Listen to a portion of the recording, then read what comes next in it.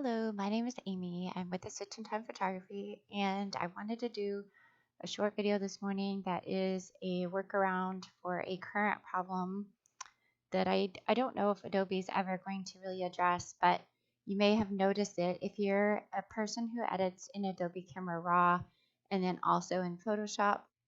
You'll notice that sometimes you go to use Adobe Camera Raw as a filter in Photoshop, and some of the presets you would normally like to apply to your image are not there and not working. Now, I have tried everything I can think of for some of these, saving it to Camera Raw profiles, dating it all the way back to Camera Raw version like 2 something, saving it in RGB color space. Because Photoshop kind of functions in that way. Um, all kinds of things, and they're just, for some reason, some presets don't seem to want to show up, and I'm not exactly sure why. I've changed the bit depth, everything. So this is a small workaround. If you're like me, the reason that you like that feature of having Camera Raw and being able to use a preset as a filter is because you can adjust the opacity of it on your image. So I wanted to show you something you can do inside of Camera Raw. It will do the same thing. For example, some of you may come in and like adjust your images so that a preset will apply a certain way. Like you want the sky to still be there. You know, we all have our tweaking that we do. So I want all these to stay in place. And I know if I just like plaster the preset on it, that it's going to take those settings within that preset and apply it right here. And so that is the benefit of using it in Photoshop as a Camera Raw filter. However, with Lightroom and Camera Raw bringing on profiles, I don't really think they're addressing that issue. And the reason is that you can come over here, and these are presets I've been working on with another photographer this morning for that very issue. Now, as you can see, I'm going to hit that. And then just like all presets, this all changes to what the settings were for that. That's what presets do.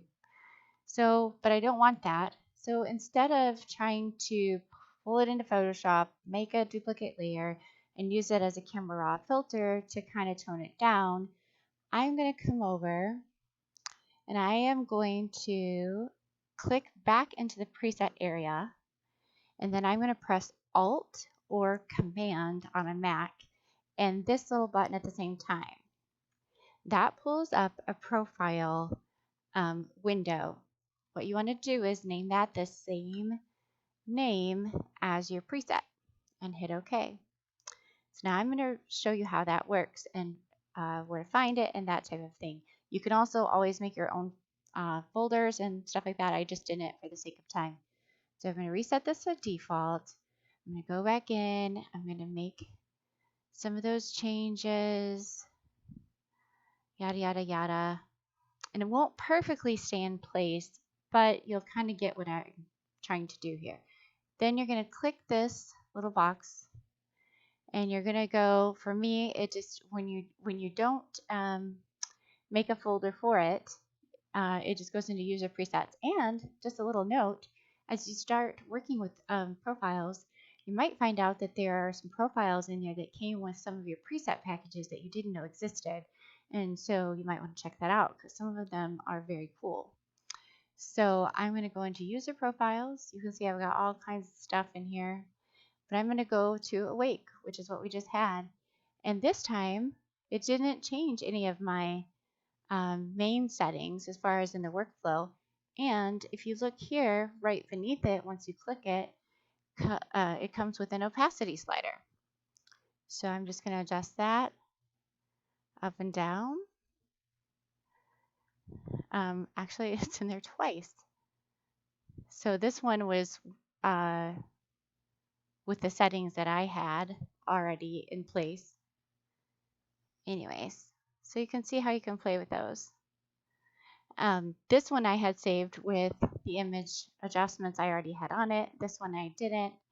So you can just toy around with it in whatever way you want to, but you can see that that is a way to adjust the opacity of that.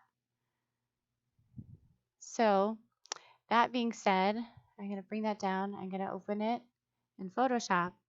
And some of you may be wondering, okay, well, when I pull it into Photoshop, I actually want to mask part of that on and part of that off of the area of an image, like maybe for skin or trees or something. Unfortunately, sometimes when you save it as a profile, it's there. Sometimes it isn't. Again, Adobe has an outstanding, when I say outstanding, I mean forever they have known about this and not really done anything, issue with this. So you can try to see if in your profiles, if that's still there. But as you can see in this particular case, it is not. Some are there and some are not. So it is something that has been addressed with Adobe. I was going through their forums today. It's been going on since 2016. And there are workarounds, but all of them involve potential data loss for things like things that you already have in place on Adobe Camera Raw and in Photoshop. And so it's a bit risky. And for me, I'd rather just tweak it myself or use that profile adjustment right in Camera Raw. So I hope that's helpful.